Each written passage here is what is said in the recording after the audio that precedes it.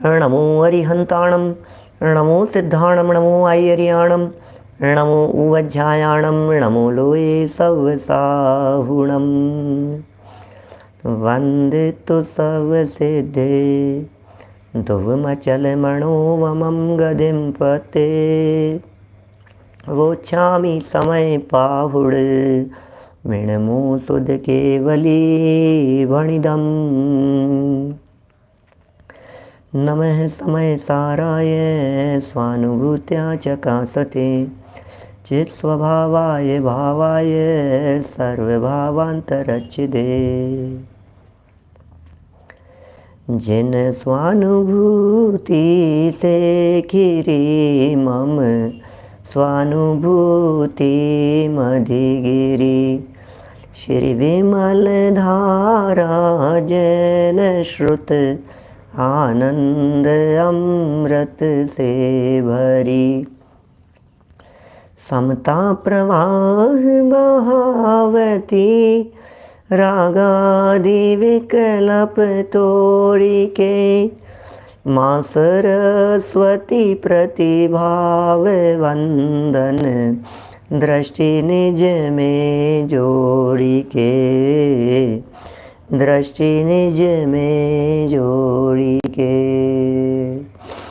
ग्रंथराज समय सार जी सामने विराजमान है। आचार्य कुंद कुंद स्वामी की दिव्य देशना और हर गाथा में, हर कलश में, टीका की हर पंक्ति में अत्यंत गहराई लिए हुए विवेचन किया गया है।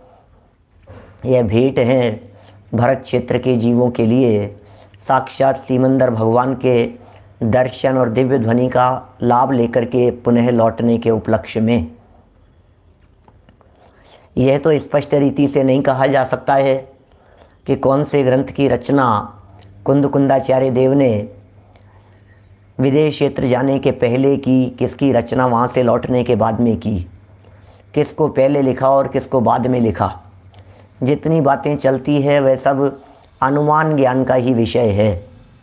लेकिन फिर भी हम इतना ज़रूर कहना चाहेंगे कि साक्षात सीमंदर भगवान की दिव्य ध्वनि सुनकर के पुनः लौटने के उपलक्ष्य में ये समय रूपी भेंट हम सब भरत क्षेत्र के जीवों के लिए कुंद कुंदाचार्य देव ने प्रस्तुत की है। हमारे लिए यह भेंट है, ये भेंट दी गई है। देखिए बड़ा गजब का ही यहाँ स्वरूप कह रहे हैं। 14 और 15 नंबर की गाथा में भगवान आत्मा के स्वरूप को 5 विशेषणों के माध्यम से स्पष्ट करके उसे संपूर्ण जिन शासन का सार निरूपित किया गया। सारे जिन शासन का सार यही है, शुद्ध आत्म तत्व की अनुभूति। संपूर्ण जिन शासन का सार यही है, जैसे भी बन पड़े आत्म तत्व का अनुभव हो जावे। और ज्ञानानुभूति को ही आत्मानुभूति कहा गया। ज्ञान की अनुभूति ही आत्मा की अनुभूति है, आत्मा की अनुभूति ही ज्ञानानुभूति है। और उस ज्ञानानुभूति के लिए विशेष ज्ञान का तिरोभाव और सामान्य का आविर्भाव यही एकमात्र उपाय है। सामान्य का आविर्भाव और विशेष का तिरोभाव, बस वो सामान्य पकड़ में आवे, सब जगह पर आत्मा आत्मा आत्मा ही पकड़ में आवे। अनेक उदाहरण देते हुए हमने इसकी चर्चा विगत कई दिनों में आपके बीच में की है। अमृतचंद्र स्वामी ने भी नमक का उदाहरण देकर के बात कही। अब थोड़ा सा हृदय उनका उछलने लगा। बुद्धि पक्ष गौण होकर जब हृदय पक्ष हावी होता है तो फिर जब मन मयूर नाचने लगता है तो फिर वे कलश की रचना करते हैं। और फिर एक कलश इस 15वीं गाथा के बाद 14 नंबर का कलश हमारे सामने दिखाई दे रहा है। 51 नंबर का पेज और 14 नंबर का यह कलश पृथ्वी छंद है, पहली बार आया है। बड़ा सुंदर कलश है। धुन इसकी थोड़ी सी अलग तरह की है और मैं उस धुन को आपके बीच में बोल रहा हूँ। शब्दों की तरफ ध्यान दीजिएगा। रोला छंद तो आपका परिचित हो ही गया है। पृथ्वी चंद 51 नंबर पेज 14 नंबर का कलश। अखंडितम अनाकुलम ज्वलदनन्तमन्तर्बहिर्मह परम मस्तु न सहज मुद्विलासं सदा चिदोच्चलन निर्भरम सकल कालमालंबते यदेक रस मुल्ल सल्लवण खिल्य लीलायितम। अलग तरह की धुन है ना, कुछ कई जगह आएंगे पृथ्वी चंद। चलिए लिखते हैं नीचे इसके पद्यानुवाद। एक उत्थानिका की 3 लाइनें और है, जरा वे भी पढ़ ले वे। गाथा में जिस शुद्ध नय के विषय के जानने को सर्वजिन शासन का जानना कहा गया है। क्या गाथा में? कौन सी गाथा में? 15 नंबर की गाथा में शुद्ध नय के विषय के जानने को ही, शुद्ध नय के विषय के जानने को ही सर्वजिन शासन का जानना कहा गया है। सर्वजिन शासन का जानना, बोले भाई साहब सुनो, शुद्ध नय के विषय को जान लिया, इसका मतलब सारे जिन शासन को जान लिया। Doctor TC. जैन साहब, मैंने सारे जिन शासन को जान लिया। किसने जान लिया सारे जिन शासन को? जिसने शुद्ध नय के विषय को जान लिया। शुद्ध नय का विषय भूत वे भगवान आत्मा हमारे ज्ञान में नित्य प्रकाशित रहे, ऐसी भावना आगामी कलश में व्यक्त की गई है। मैंने अब जो ये कलश है, जिस कलश का भी हमने यहाँ वाचन किया है, जिस कलश का ये पद्यानुवाद यहाँ हम पढ़ने जा रहे हैं, क्या बात आने वाली है इसमें? इसमें भावना व्यक्त की है कि वह आत्मा हमें प्राप्त हो, वो आत्मा हमारे ज्ञान में नित्य प्रकाशित रहे, वो आत्मा हमारे ज्ञान में दिखता रहे, वो आत्मा हमारे ज्ञान से ओझल नहीं हो, बस ज्ञान ज्ञान ज्ञान ज्ञान रूप आत्मा हमारे दृष्टि का विषय बना रहे। ये कितनी सुंदर प्रेरणा है, कितनी सुंदर भावना है, कितनी सुंदर अभिव्यक्ति है। ये कहते हैं प्रभु जिस आत्म तत्व को आपने दिखाया था और जिस आत्म तत्व को अभी हमने देखा था, बस अब तो मेरी ये भावना है कि मैं उसे ही देखता रहूं, उसे ही जानता रहूं, वही मेरे ज्ञान का विषय बना रहे, वही मेरे ज्ञान में प्रकाशित होता रहे। देखिए, जब आनंद के क्षण होते हैं तो उन आनंद के क्षणों को यह जीव ऐसा सोचता है कि बस ये आनंद के क्षण बने रहें। आत्मानुभूति की विधि, प्रक्रिया, उसके विषय की चर्चा पिछली गाथाओं कलशों में हुई है। अब ये कह रहे हैं जो ज्ञानानुभूति हमने की है, जिस ज्ञान सामान्य का आविर्भाव हुआ है, जिस ज्ञान सामान्य को हमने पकड़ा है, वो ज्ञान सामान्य हमारे ज्ञान का विषय बना रहे, वो ज्ञान सामान्य हमारी दृष्टि का विषय बना रहे, बस ज्ञान की अनुभूति होती रहे। ये भावनाएं हैं और कितनी सुंदर भावना को यहाँ ये व्यक्त कर रहे हैं। देखिए, पढ़ें जरा। कलश मूलतः इस प्रकार है और फिर उसका पद्यानुवाद। मूल को एक बार पुनः पढ़ लेते हैं। अखंडितम अनाकुलम ज्वलदनंत मंतर बहिर्मह परम मस्तु न सहज मुद्विलासं सदा चिदोच्चलन निर्भरम सकल कालमालंबते यदेक रस मुल्ल सल्लवण खिल्य लीलायितम। खारेपन से भरी हुई जो नमक डली है, ज्ञान भाव से भरा हुआ त्यों निज आत्म है। क्या शब्द हैं, कितने सुंदर शब्द कह रहे हैं। खारेपन से भरी हुई जो नमक डली है, ज्ञान भाव से भरा हुआ त्यों निज आत्म है। अंतर बाहर प्रगट तेजमय सहज अनाकुल, जो अखंड चिन्मय चिद घन वह हमें प्राप्त हो, जो अखंड चिन्मय चिद घन वह हमें प्राप्त हो। जिस प्रकार की नमक की डली खारेपन से भरी हुई है, खारेपन से नमक की डली में रोम रोम में, प्रदेश प्रदेश में रोम रोम में वही चैतन्य, रोम रोम में वही आत्मा, रोम रोम में वही ज्ञायक, रोम रोम में वही अनुभूति का विषय। प्रदेश प्रदेश प्रदेश प्रदेश में वो आत्म तत्व की अनुभूति ही दिखाई देती है। ये नमक का उदाहरण देकर के बात कर रहे हैं।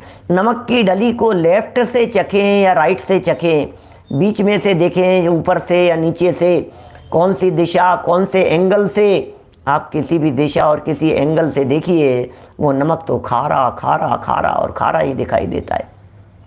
नमक की डली को तो यद्यपि कोई नहीं चखता होगा, लेकिन मिश्री को तो सब चखते हैं। वो कैसा है, मिश्री को चखने पर कैसी फीलिंग होती है, मिश्री को चखने पर आहा, आनंद आनंद आनंद, जहाँ देखिए वहाँ देखिए। और ये जो नमक डली है, अंतर बाहर प्रकट तेजमय, अंदर से भी बाहर से भी, इधर से उधर से, ऊपर से नीचे से, सुबह शाम रात दोपहर, उठते बैठते सोते खाते पीते सब सब हर समय, किसी भी समय जब देखो तब मिठास से भरी हुई दिखाई देती है। क्षेत्र से अप्रभावित है, काल से अप्रभावित है। उसी तरह से ये ज्ञायक भगवान आत्मा क्षेत्र और काल से त्रिकाल अबाधित है। ओ सर्वत्र सर्वदा, सर्व सर्वत्र सर्वदा और सर्वथा, चार शब्दों के प्रयोग किए जाते हैं द्रव्य क्षेत्र और काल भाव की दृष्टि से। क्या लिख रहे हैं यहाँ, द्रव्य क्षेत्र काल भाव की दृष्टि से मिश्री को देखने का प्रयास कीजिए तो मिश्री द्रव्य मीठी है, मिश्री द्रव्य मीठी है, मिश्री का प्रत्येक क्षेत्र मीठा है, मिश्री का प्रत्येक काल माने उसकी प्रत्येक पर्याय मीठी है, मिश्री का भाव माने मिश्री का स्वभाव, उसके गुण धर्म वो भी मिठास से युक्त हैं। ये हमने कहा द्रव्य क्षेत्र काल भाव, स्वद्रव्य क्षेत्र काल भाव की दृष्टि से। अब हम इसी को परद्रव्य क्षेत्र काल भाव की दृष्टि से यदि बात करें तो भी मिठास ही दिखाई देती है। स्वद्रव्य क्षेत्र काल भाव में वस्तु स्वयं दिखती है, परद्रव्य क्षेत्र काल भाव में परद्रव्य दिखता है, पर क्षेत्र दिखता है, पर काल दिखता है और पर भाव दिखाई देता है। जब स्वद्रव्य क्षेत्र काल भाव की दृष्टि से यह मिश्री रूपी ही दिखाई दी, मिठास रूपी दिखाई दी। अब परद्रव्य की अपेक्षा से बात करो, माने दुनिया में जितनी मिश्री है ये सब मिश्री मिठास से युक्त है। ये परद्रव्य की अपेक्षा से बात की। पर क्षेत्र की अपेक्षा से बात करो, बोले दुनिया में जहां जहां मिश्री है वो सब मिठास से युक्त है। नमक की डली की बात कर लीजिए, उदाहरण यहाँ नमक का दिया है, तो दुनिया के किसी भी क्षेत्र में चले जाइए, अरे नाम उसका जो रखना हो सो रखो। हो सकता है जापान वाले उसे नमक या मिश्री के अतिरिक्त और किसी शब्द से पुकारते हो सकता है अफ्रीका में उसके लिए कुछ और शब्द दिया जाता हो सकता है चाइनीज लैंग्वेज में नमक या मिश्री के लिए कोई अलग शब्द का प्रयोग किया जाता हो, कोई फ़र्क नहीं पड़ता है, शब्द आप अपने रखिए। लेकिन हम ये कहना चाहते हैं दुनिया के किसी भी क्षेत्र में चले जाइए, जैसे जैसे ईस्ट में जाते जाएंगे वैसे वैसे नमक और मिश्री क्या ज़्यादा तीव्र स्वाद से युक्त होगी क्या? वेस्ट में चले जाओ, इधर आगे जाते जाओ, यूरोप में चले जाओ, चाहे लंदन में चले जाओ, चाहे इधर ही आगे और इधर यूरोप से इधर अमेरिका में चले जाओ, कहीं भी चले जाओ, किसी भी क्षेत्र में देखो उसका स्वभाव तो वैसा ही है। तो क्षेत्र से भी स्वभाव एक रूप है। काल की दृष्टि से देखो, आज देख रहे हैं तब भी 10 साल बाद भी क्या नमक और मिश्री का स्वभाव जैसा आज है वैसा ही कल होगा। नहीं सुनील जी सर्राफ साहब, जमाना तो बहुत बदल गया है, आजकल मिश्री में वो बात नहीं है जैसी पहले हुआ करती थी। अरे भाई मिश्री तो मिश्री ही है, क्या काल से भी अप्रभावित है। नमक की डली 10 साल पहले, 25 साल पहले, अरे नहीं साहब, उस समय 25 साल पहले का नमक और आज के नमक में तो बहुत फर्क पड़ गया। नहीं भाई साहब, चौथे काल का नमक और पंचम काल के नमक में तो जमीन आसमान का अंतर होगा।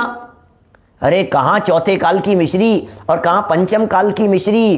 कहते हैं भैया वस्तु का जो स्वभाव है, ये वस्तु का स्वभाव काल से अप्रभावित है। भाव की दृष्टि से देखो, उसका सदा काल भाव भी वही है। द्रव्य क्षेत्र काल भाव की दृष्टि से जैसे मिश्री तो मिश्री ही है, द्रव्य क्षेत्र काल भाव की दृष्टि से जैसे नमक की डली तो नमक की डली ही है, द्रव्य क्षेत्र स्वद्रव्य क्षेत्र काल भाव की दृष्टि से भी वो नमक और मिश्री जैसे है वैसे ही है, परद्रव्य क्षेत्र काल भाव की दृष्टि से भी वे नमक और मिश्री जैसे है वैसे ही है। ये तो उदाहरण की बात हुई। सिद्धांत में देखो तो एक गायक भगवान आत्मा, इसका द्रव्य कोई भी आत्म तत्व, कोई भी द्रव्य इस आत्म तत्व का प्रदेश प्रदेश, इस आत्म तत्व की प्रत्येक पर्यायें और इस आत्म तत्व का भाव कैसा है? ज्ञान भाव से भरा हुआ त्यों निज आत्म है। क्या कह दिया है, क्या गजब का स्वरूप है भैया। जब देखिएगा ज्ञान रूप पाइएगा, जब देखिएगा ज्ञान ज्ञान ज्ञान और ज्ञान, बस ज्ञान के अलावा कुछ नहीं। खारेपन से भरी हुई जो नमक डली है, ज्ञान भाव से भरा हुआ त्यों निज आत्म है। अंतर बाहर प्रकट तेजमय सहज अनाकुल। अंतर बाहर, अच्छा मिश्री की इतनी बड़ी डली थी, क्या मिश्री की इतनी बड़ी डली थी और उसको तोड़ा हमने, उसको फोड़ा तो उसके अंदर से कोयला निकला। राजीव जी साहब, मिश्री की इतनी बड़ी डली और हमने उसको तोड़ा तो तोड़ने पर उसमें से कोयला निकला। कैसी बात कर रहे हो? एक बात कहूं मैं, क्या ये नमक जो होता है ना, नमक, क्या ये नमक की तो पहाड़ियां हैं, पहाड़ हैं, रॉक है इस तरह की, मिश्री के इस तरह के पहाड़ नहीं है। मैं सोच रहा था कि ये यहाँ नमक की डली का क्यों एग्जाम्पल दिया, लवण का एग्जाम्पल क्यों दिया, मिश्री का एग्जाम्पल क्यों नहीं दिया?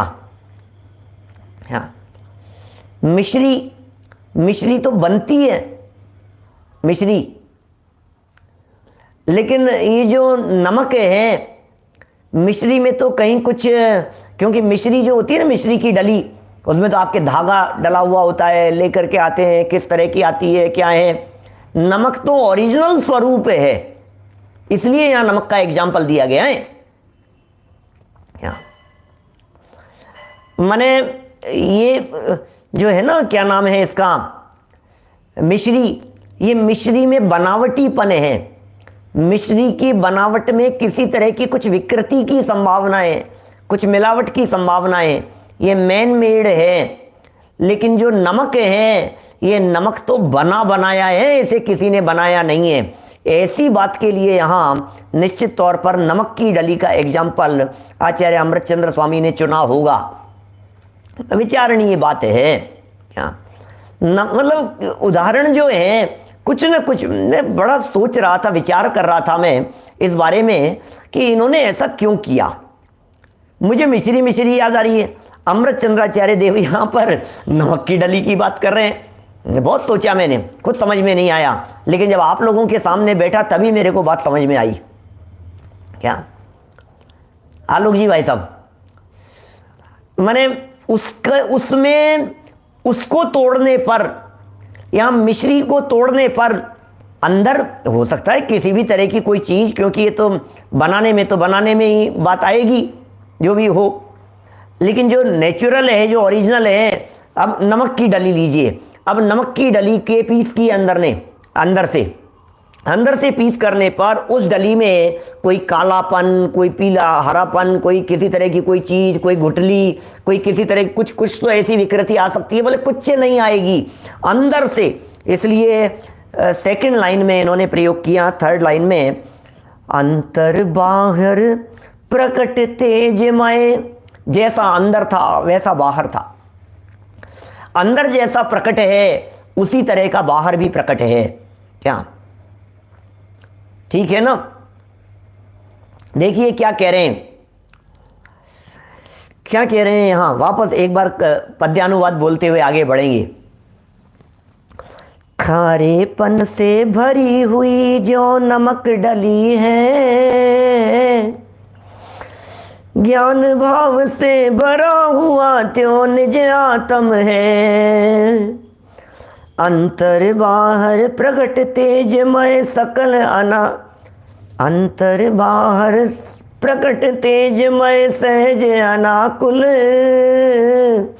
जो अखंड चिन्मय चिद घन वह हमें प्राप्त हो।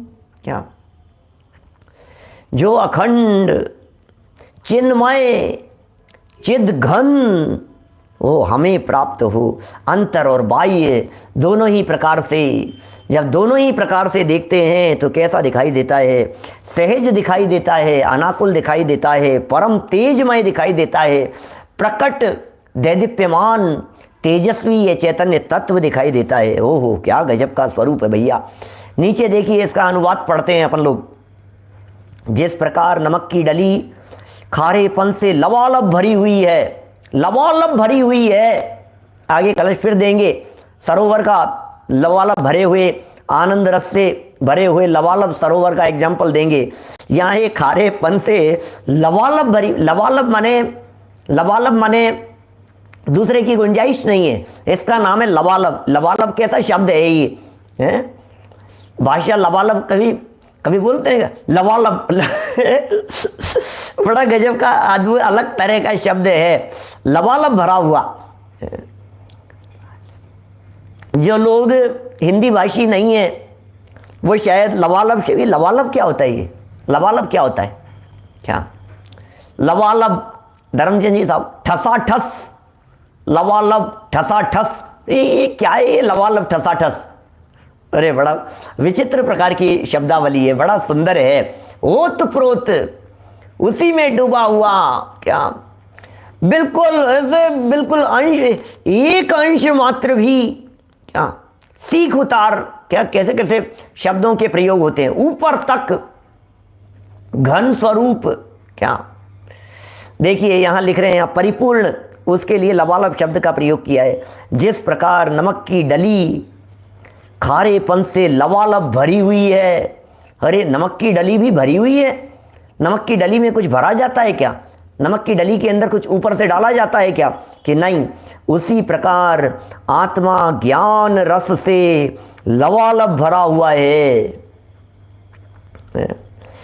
जब खारेपन से भरी हुई नमक डली का स्वाद लिया जाता है तो खारेपन का स्वाद आता है, और ज्ञान रस से भरे हुए चैतन्य का आनंद लिया जाता है तो फिर ज्ञान रस का ही आनंद आता है। कूट कूट कर भरा हुआ है। लेकिन भाई क्या कहें, क्या कूट कूट कर भरा हुआ है। विमल दादा जी का फेवरेट शब्द है लबालब। लबालब हुआ है, भरा हुआ है। वह गेयों के आकार रूप में खंडित नहीं होता।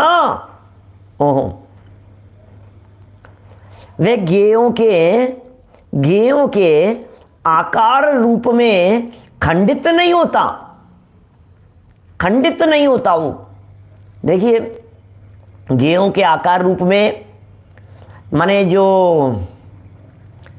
दर्पण का एग्जाम्पल अपन ने दिया विगत दिनों में, उस दर्पण के सामने यदि कोई गेय टूटते दिखें, क्या कोई चीज़, कोई वस्तु के टुकड़े टुकड़े हो गए, जैसे होता है ना दर्पण सामने और इधर किसी चीज़ के चूरा चूरा हो गया, ऐसे टुकड़े टुकड़े टुकड़े और ऐसे उछले किसी चीज़ के विस्फोट होने पर।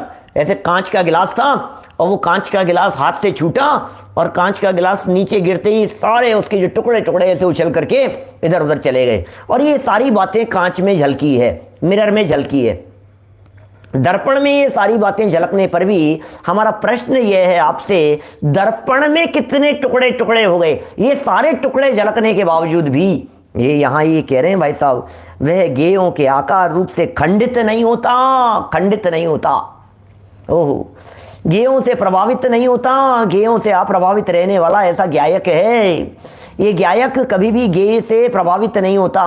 ये ज्ञायक तो सदा काल गेयों से अप्रभावित रहता है। महावीर अष्टक के अंदर बड़ी सुंदर पंक्ति आई है इसके लिए, शुरुआत ही है महावीर अष्टक की। वे क्या कहते हैं? महावीर अष्टक कहाँ से शुरू होता है? यदि ये चैतन्य मुकुरैव भावाश्चिदचिता समं भ्रांति द्रव्य व्ययजनिल संतोन्तरहिता। क्या क्या क्या लिखा है? यदि ये चैतन्य, ओह, जिनके चैतन्य में, यदि ये जिनके चैतन्य में मुकुर इव, मुकुर माने दर्पण, मुकुर माने मिरर, इव माने समान, भावाश्चिद चिता, भावा माने पदार्थ, चित्त और अचित सभी पदार्थ, समम भांति द्रव्य व्ययजनिल संतोन्तरहिता। बड़ा सुंदर है महावीर अष्टक। 2 प्रवचन है मेरे महावीर अष्टक के ऊपर, पूजन भक्ति अर्थ सहित वाले फोल्डर में मिलेंगे, प्लेलिस्ट इसी YouTube चैनल पर। माने बड़े गजब का अर्थ है उसका। ये जो लिखा है, जिनके चैतन्य रूपी दर्पण में जगत के सारे पदार्थ हूबहू वैसे की वैसे झलकते हैं। यदि सामने बर्फ दिखाई दे रही है तो दर्पण ठंडा नहीं हो रहा है, टच करके देखो जरा। यदि सामने आग जल रही है, बहुत देर से 15 मिनट से आग जल रही है और वो 15 मिनट से बराबर इस दर्पण में झलक रही है, ये दर्पण कितना गर्म हो गया होगा? बोले बिल्कुल भी गर्म नहीं होता। कि क्या बात कर रहे हो आप, गर्म बिल्कुल नहीं हुआ इतनी देर से गर्म दिखने पर भी। कि यही तो ज्ञान का स्वरूप है। ये ज्ञान ज्ञेयों से अप्रभावित रहता है। ये ज्ञान सदा काल ज्ञेय से अछूता रहता है, अलिप्त रहता है। ये ज्ञान ज्ञेय को टच नहीं करता है। ये ज्ञेयों के आकार रूप से खंडित नहीं होता, ये खंड खंड नहीं दिखाई देता। क्या क्या लिख रहे हैं? वह ज्ञेयों के आकार रूप से खंडित नहीं होता। कैसे खंडित होगा भैया? सामने रोता हुआ दिखाई देवे कोई व्यक्ति तो दर्पण को थोड़ी सी खेद खिन्नता होती होगी, और सामने यदि कोई खिलखिला करके हंसते हुए दिखाई देवे तो दर्पण कितना प्रसन्न हो जाता होगा। अच्छी वस्तुओं को देखने पर दर्पण अच्छा और बुरी वस्तुओं को झलकाने पर दर्पण बुरा। अरे भैया, यदि बाहरी सामने वाले पदार्थों से प्रभावित हो जावे तो फिर उसे दर्पण ही क्या कहें? वो दर्पण ही नहीं है। दर्पण तो वही दर्पण है, क्या झलकाता मात्र है बस। क्या जो जैसा है अप्रभावित रह करके, अनटच रह करके, अछूता रह करके, भिन्न रह करके, उस दर्पण में कोई फर्क नहीं पड़ता। इसी तरह से चैतन्य के दर्पण में, आनंद के आलय में, बस ज्ञान ही बस ज्ञान है, कोई कैसे समझाए। क्या चैतन्य के दर्पण में, आनंद के आलय में, बस ज्ञान बस ज्ञान बस ज्ञान। ये कह रहे हैं ज्ञेयों के आकार रूप से खंडित नहीं होता हुआ। ज्ञेयों का आकार बराबर है उसमें, उस ज्ञान में ज्ञेयों का आकार बिल्कुल बराबर है। उस ज्ञान में बराबर ज्ञेयों का आकार झलक रहा है। सामने जो आएगा वो उसमें जरूर झलक जाएगा। लेकिन हमारा जो ज्ञान दर्पण है ना, ये ज्ञान दर्पण और विशेष प्रकार का है। सुनिए, दर्पण में जितनी गजब की विशेषता है उससे 2 कदम आगे जाकर के ज्ञान दर्पण की विशेषता है। क्या अच्छा पंडित जी, ऐसा क्या है? दर्पण की विशेषता तो आपने देख ली है, ज्ञान दर्पण की ऐसी क्या विशेषता है? ज्ञान दर्पण 2 कदम आगे बढ़ करके है। कि समझ में नहीं आया पंडित जी? अरे समझाया कहाँ, अभी हमने जो समझ में आएगा अभी समझाते हैं। सुनो देखो जरा। अरे भाई, दर्पण की ये विशेषता थी, जो पदार्थ सामने जैसा है वैसा का वैसा ही झलकेगा। लेकिन ज्ञान दर्पण की ये विशेषता है कि सामने जो पदार्थ नहीं है वे भी जैसे हैं वैसे के वैसे झलक सकते हैं। जो हैं वो तो झलकेंगे ही। उपयोग का चमत्कार है, ज्ञान का चमत्कार है। सामने पदार्थ होने की दरकार नहीं है। ये तो अन्य मतावलंबियों के ऐसे सिद्धांत हैं, तदुत्पत्ति तदाकार तदध्यवसाय।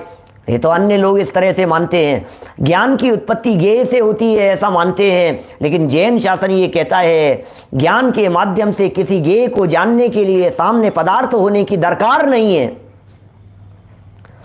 दर्पण में पदार्थ झलकने के लिए ये दरकार है, ये जरूरी है, ये कंपलसरी है कि सामने वो पदार्थ होना चाहिए। लेकिन ज्ञान कितना गजब का है, ज्ञान की कैसी सामर्थ्य है। हम बैठे हैं यहाँ पर, बंद की हमने आंखें और आंखें बंद करने पर भी ज्ञान नेत्रों से सब कुछ दिखाई देने लगा। ओह, जब आप खुली हुई आंखों से किसी वस्तु का स्मरण करते हैं तो इतनी क्लियरिटी नहीं दिखती जितनी क्लियरिटी बंद आंखों से उस वस्तु का स्मरण करने पर दिखाई देती है। मनोज जी साहब विदिशा से, यदि आपको बैठे बैठे सम्मेद शिखर जी दिखाई दे रहा है तो खुली आंखों में जितना क्लियर दिख रहा होगा, आंखें बंद करने पर वो सम्मेद शिखर जी की रचना उससे ज्यादा क्लियर दिखाई देगी। ये कैसा स्वरूप है, ये कैसा ज्ञान का दर्पण है। ज्ञान दर्पण की चर्चा कर रहे हैं, ये ज्ञान की महिमा गा रहे हैं। ये अद्भुत ही अद्भुत है भाई साहब। ये बातें कितनी गजब की है। ये वे गेयों के आकार रूप में खंडित नहीं होता, गेयों के आकार रूप में कभी खंडित नहीं होता, इसलिए अखंडित है। अनाकुल है, अनाकुल है, अनाकुल, अनाकुल का मतलब अप्रभावित। पता है आकुल कैसे कहते? आकुलता कब होती है? प्रभावित होने पर आकुलता होती है। ये अनाकुल है माने अप्रभावित है। ये ज्ञायक तत्व ये अप्रभावित है। ये ज्ञान दर्पण ये अप्रभावित है। दर्पण अप्रभावित रहता है। ये कह रहे हैं अनाकुल है, अनाकुल। हमने इसे देखा, ये क्या हो रहा है, ये क्या हो रहा है, बंद करो इसको यार, ये क्या चला दिया आपने, ये क्या कर रखा है, देखिए ये क्या हो रहा है, ये जिसका नाम है आकुलता। देख देख करके प्रभावित होते हैं। हमारी प्रॉब्लम ही यही है, हम देख देख करके प्रभावित होते हैं। ज्ञानी देख करके अप्रभावित रहते हैं, इसका नाम अनाकुलता है। अरे ज्ञानी की ज्ञान गुफा में, क्या ज्ञानी के ज्ञान दर्पण में जगत के जो कोई भी पदार्थ झलकते हैं वे सारे पदार्थ मात्र झलकन मात्र होते हैं। उन्हें देख करके ज्ञानी प्रभावित नहीं होता, उन्हें देख करके ज्ञानी को रंच मात्र भी फर्क नहीं पड़ता। ज्ञानी उससे बिल्कुल अप्रभावित रहता है, पूर्णतः असंप्रक्त रहता है। क्या असंप्रक्त रहता है बिल्कुल। क्या झलक रहा है? अज्ञानी देख देख कर अरे ये क्या हो रहा है, ये क्या हो रहा है, ये क्यों हो रहा है, ये क्यों हो रहा है, ऐसा नहीं होना चाहिए, ऐसा हो जाना चाहिए। अरे ज्ञानी तो जानता है भैया जो हो रहा है वो स्वतंत्र परिणमन है। होता स्वयं जगत परिणाम, मैं जग का करता क्या काम। ज्ञानी जानता है इसके परिणमन को रोकने और बदलने की सामर्थ्य तीन लोग तीन काल में किसी की नहीं है। साक्षात सर्वज्ञ परमात्मा भी यदि उतर करके आ जावे, तीर्थंकर परमात्मा भी, अनंत वीर्य के धनी तीर्थंकर परमात्मा भी यदि उतर करके आ जावे तो वस्तु के परिणमन की सहज चाल को कौन बदले? वस्तु के परिणमन की सहज चाल है ये सहज स्वतंत्र चाल है। इस चाल को कौन बदले भाई साहब? कोई नहीं बदल सकता है। विनय सिंघई जी साहब, कौन बदलने की ताकत रखता है? कहते हैं वस्तु स्वरूप है, ये स्वरूप ही है इसी तरह का। हम क्या बताएं आपको, ये कैसा स्वरूप है? अनाकुल, इसलिए वो अनाकुल रहता है, उसे कोई फर्क ही नहीं पड़ रहा है। जैसे कहते हैं ना, जिनके लिए जगत में ऐसे शब्दों के प्रयोग किए जाते हैं, अरे ये तो पत्थर दिल है, पत्थर दिल है, कभी कभी किसी के लिए प्रयोग करते हैं लोग दुनिया में, ये तो पत्थर दिल है भाई साहब, इसका दिल पसीजता नहीं है क्या? इसे कोई फर्क नहीं पड़ता है क्या? इतनी अच्छी खुशी का प्रसंग था और इनके चेहरे पर कोई एक्सप्रेशन ही नहीं है। इतना बड़ा संकट आ गया, इन्हें कोई फर्क ही नहीं पड़ रहा है। ये ऐसा कोई फर्क नहीं पड़ने वाला, ये कैसी बात है ये? लेकिन ये तो स्वरूप है। अनाकुलम, क्या अखंडितम अनाकुलम, क्या गजब है भाई साहब। अनाकुल है, अविनाशी रूप से, अविनाशी, विनाशिक नहीं है, विनाश को प्राप्त नहीं होता है। ज्ञान दर्पण का ज्ञानाकारपना ये विनाशिक नहीं है, इसका मतलब वो सदाकाल सदाकाल अविनाशी रहेगा। इसका मतलब वो ज्ञान सदाकाल ज्ञान रूप ही रहेगा। ज्ञान का ज्ञानत्वपना दुनिया में कोई मिटा नहीं सकता। अंतर में दैदीप्यमान है। कि साहब हमें तो दिखाई नहीं देता, कि तुम्हें नहीं दिखाई देता तो हम क्या करें, अपनी दृष्टि बदलो। क्या ये कह रहे हैं यहाँ पर, अंतर में दैदीप्यमान है, अंतर में प्रकाशमान है, अंतर में उछल रहा है। अरे उछलते हुए हर पर्याय में वो दैदीप्यमान दिखाई देता है। क्या हर पर्याय में उछलता हुआ दिखाई देता है। सहज रूप से सदा विलसित हो रहा है, सहज रूप से सदा विलसित हो रहा है, सहज रूप से विलसित उल्लसित हो रहा है, प्रकाशमान हो रहा है और चैतन्य के परिणमन से पूर्ण परिपूर्ण है। वाह, चैतन्य के परिणमन से परिपूर्ण है हर समय। क्या चाहे घर में रहे चाहे वन में रहे, जो निज में समाये रहते हैं। क्या नहीं, दूसरा भजन, जिस देश में जिस वेश में जिस हाल में रहे, ज्ञायक रहे चेतन रहे, बस चेतन ही रहे। जिस क्षेत्र में जिस काल में जिस भाव में रहे, ज्ञायक रहे बस ज्ञायक ही रहे। चाहे निगोद में या मनुष्य में या कहीं भी रहे, ज्ञायक रहे बस ज्ञायक ही रहे। ज्ञायक तो सदा काल ही ज्ञायक रहता है, अवस्थाओं में बदलते हुए भी उसे कोई फर्क नहीं पड़ता। अच्छा, किचन में चला जाए तो बोले ज्ञायक, बेडरूम में हो तो बोले ज्ञायक, दुकान पे हो तो बोले ज्ञायक। क्या सम्यक भाई, आप कहीं भी रहो ज्ञायक सम्यक ही रहेंगे। बोलो दर्शन भाई, प्रतीक भाई, आप कहीं भी रहो, आप कहीं भी चले जाओ, आपके लिए क्या कहेंगे, अरे प्रतीक भाई। हर व्यक्ति प्रतीक भाई कहेगा ना, भाई क्या किन शब्दों का प्रयोग करेंगे। तो आप किसी भी जगह पर चले जाने पर जिस तरह से दुनिया वाले आपको हर्षवर्धन जी ही कहते हैं, कहीं भी चले जाने पर, अच्छा शिविर में आए तब आप क्या आए, बोले हर्षवर्धन। पंच कल्याणक में गए तो बोले हर्षवर्धन जी, क्या कहेंगे बोलो। और कश्मीर चले गए तो बोले हर्षवर्धन जी। क्या बात कर रहे हो आप, सब जगह पर जब आप हर्षवर्धन रह सकते हैं तो फिर सभी जगह पर हम ज्ञायक क्यों नहीं रह सकते हैं। ये तो फिर हमेशा नहीं रहेगा।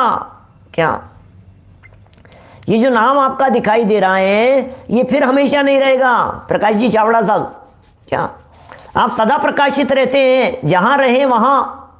जिग्नेश भाई, आप कहीं भी चले जाओ जिग्नेश भाई ही रहोगे। यार ये गजब हो गई भाई साहब, यार मैं तो लंदन चला गया वहां भी जिग्नेश भाई ही था, मैं अमेरिका चला गया वहां भी जिग्नेश भाई था, और मैं ऑस्ट्रेलिया गया वहां भी जिग्नेश भाई था। ये हुआ क्या, ये हुआ क्या, सब जगह पर एक ही चीज। अरे यही तो कह रहे हैं, ये नाम तो था तन का, अब कह रहे हैं चेतन का।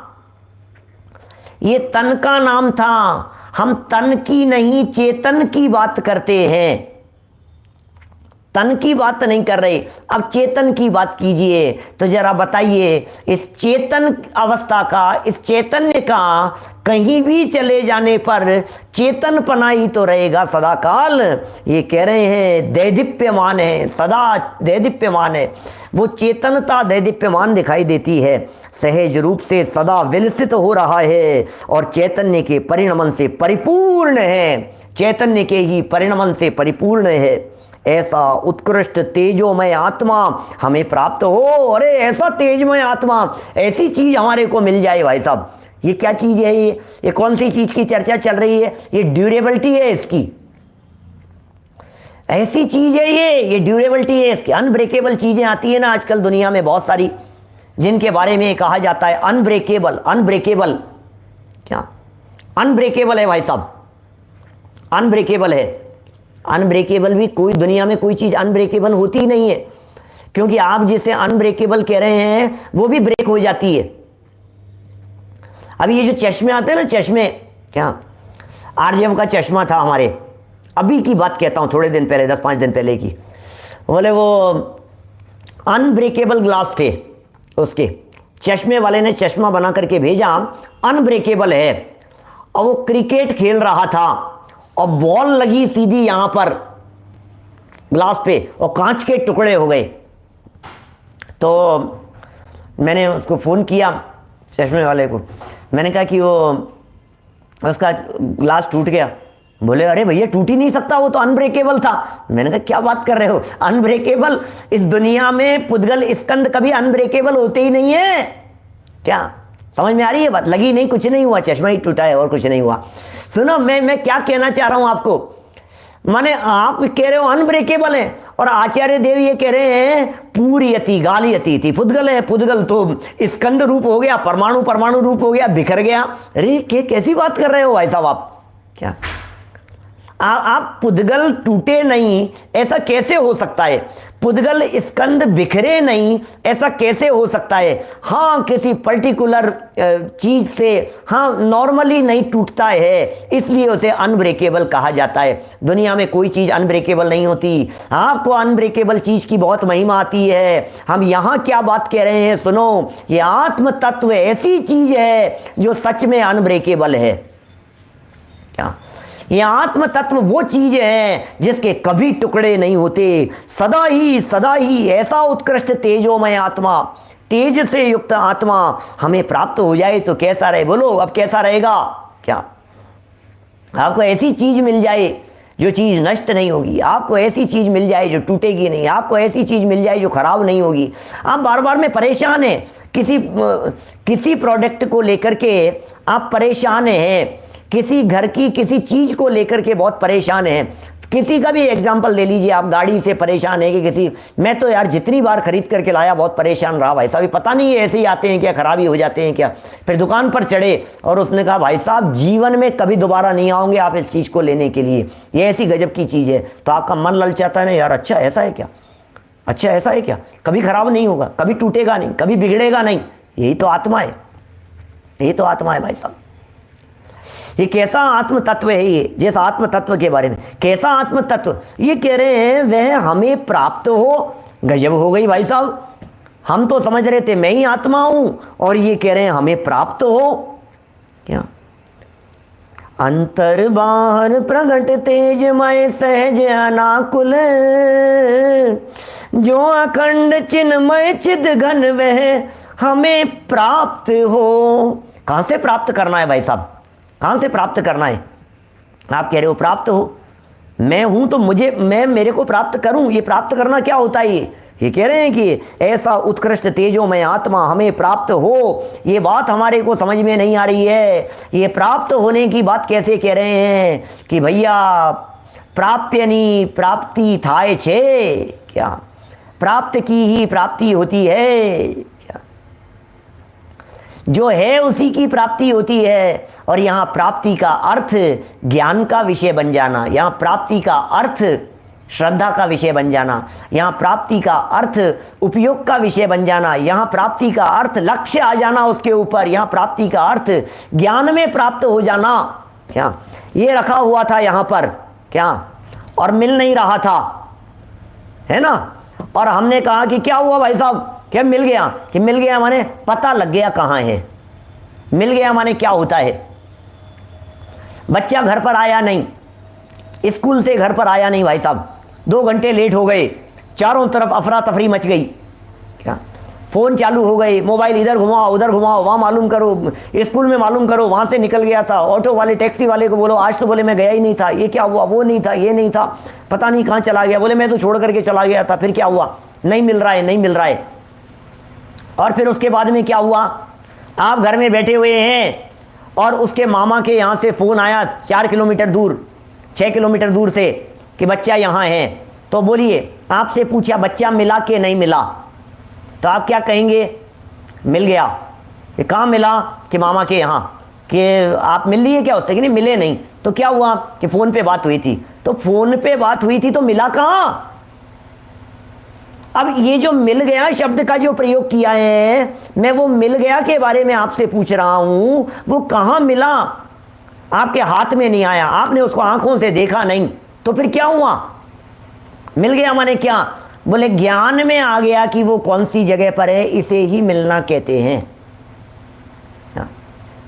कोई वस्तु मिल नहीं रही थी भरत भाई, कोई वस्तु मिल नहीं रही थी, और ये बैठा था, बहुत परेशान हो रहा था, उदास होकर के ऐसे मुंह लटका करके बैठा, और बैठे बैठे एकदम उछला, अरे मिल गई। कि कहाँ मिल गई? तू तो यहाँ बैठा है, तलाशी नहीं तुझे, कहाँ मिल गई? कौन सी जगह पर मिल गई? तो बोले मुझे ध्यान आ गया कि कहाँ रखी है, इसका नाम है मिल गई। मिलना क्या होता है? ख्याल में आती है बात क्या कही जा रही है? ये चीज मिल गई। मिल गई माने क्या? तो कह रहे हैं हमें वो अखंड उत्कृष्ट तेजों में आत्मा हमें प्राप्त हो। इसका मतलब क्या है? प्राप्त हो का मतलब ज्ञान का विषय बन जाए। प्राप्त हो का मतलब जो बातें शास्त्रों का विषय थी, जो बातें यहाँ शास्त्रों में लिखी गई थी, वे बातें हमारे उपयोग का विषय बन गई। ऐसा आत्म तत्व हमारे उपयोग का विषय बन जाए, इसका नाम है आत्मा हमें प्राप्त हो जाए। क्या होता है प्राप्त हो जाना? प्राप्त हो जाए भाई साहब, आत्मा प्राप्त हो जाए, आत्मा प्राप्त हो जाए। कहाँ मिलेगा भाई साहब आत्मा? कहाँ से प्राप्त होगा? सागर में मिलेगा कि हिंगोली में मिलेगा? आगरा में मिलेगा कि औरंगाबाद में मिलेगा? कहाँ मिलेगा भाई साहब? विपुल भाई कंदी जी, आपके यहाँ मिलेगा क्या? कहाँ मिलेगा? मुंबई में मिलेगा कि बेंगलोर में मिलेगा? भंडारी जी साहब कहाँ मिलेगा? पूना में मिलेगा? कहाँ बताओ तो सही, आपके विदिशा में मिलेगा क्या? अरे भाई सुनो तो सही, इसको मिलने के लिए कहीं जाने की जरूरत नहीं है। ज्ञान में गायक आ गया, इसका मतलब मिल गया, बस, कहीं जाने की जरूरत नहीं है। तो इस तरह से इस कलश में क्या बात कही गई? देखो अंतिम 2 लाइनें, उक्त कलश में ज्ञानानंद से परिपूर्ण, ज्ञान और आनंद से परिपूर्ण, ये दादा की पंक्तियां हैं। आचार्य देव कह रहे थे ज्ञान से परिपूर्ण, लेकिन दादा कहते हैं ज्ञान के साथ में आनंद फ्री में मिलता है, बाय 1 गेट 1 फ्री की तरह ज्ञान के साथ में आनंद है। उक्त कलश में ज्ञान और आनंद से परिपूर्ण, अनाकुल स्वभावी, आकुलता से रहित, अनाकुल स्वभावी, अखंड अविनाशी आत्मा हमारी अनुभूति में सदा प्रकाशित रहे। अरे ये और सुनिए गजब की बात, ये जो प्रकरण चल रहा है, इस प्रकरण में कह रहे हैं प्रकाशित रहे और सदा प्रकाशित रहे और अनुभूति में सदा प्रकाशित रहे। इसका मतलब अनुभूति तो हो चुकी है, इसका मतलब अनुभव तो कर लिया है। 6ठी 7वीं गाथा में क्या किया था? 14वीं 15वीं गाथा में क्या किया था? बोले अनुभव तो कर लिया था। अब क्या हुआ? बोले अनुभूति में टिका नहीं रह सका तो बाहर आ गया।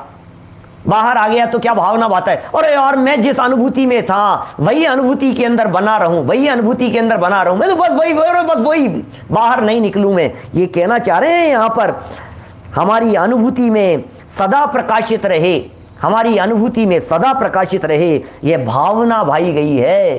अरे कहा जाता है भैया भावना भवनाशिनी, भावना से भव का नाश होता है। भावना भवनाशिनी, ये भावना है। भावना तो भाव उस आत्म तत्व को प्राप्त करने की, भावना तो भाव अपने उस चैतन्य तत्व को देखने की, भावना तो भाव मैं उसमें समा जाऊं, भावना तो भाव मैं उससे बाहर नहीं निकलूं, भावना तो भाव अनंत काल के लिए उससे बाहर कभी नहीं निकलूंगा, ऐसी भावना तो भाव।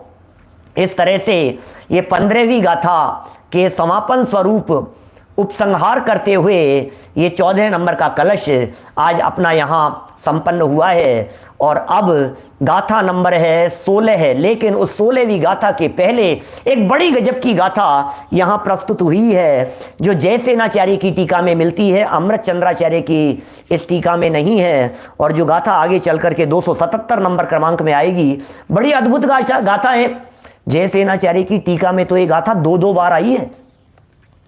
एक गाथा 2 जगह पर मिले 2 ग्रंथों में, ऐसा तो आपने कई बार देखा होगा, लेकिन एक ही ग्रंथ में एक ही गाथा दो जगह पर देवे, ऐसा ये पहला प्रसंग है। और यदि इस प्रसंग को आपको गहराई से जानना हो तो कल मिलेंगे ठीक 9:20 पर। अभी जनवाणी स्तुति। निज निधि निज में बताई, यह अनंत उपकार है। उसके लिए जिन वाणी माँ को वंदना शत बार है, वंदना शत बार है। नौ बार नमो अरिहंताणम, नमो सिद्धाणम, नमो आयरियाणम, नमो वज्रायाणम, नमो लोहे सव्य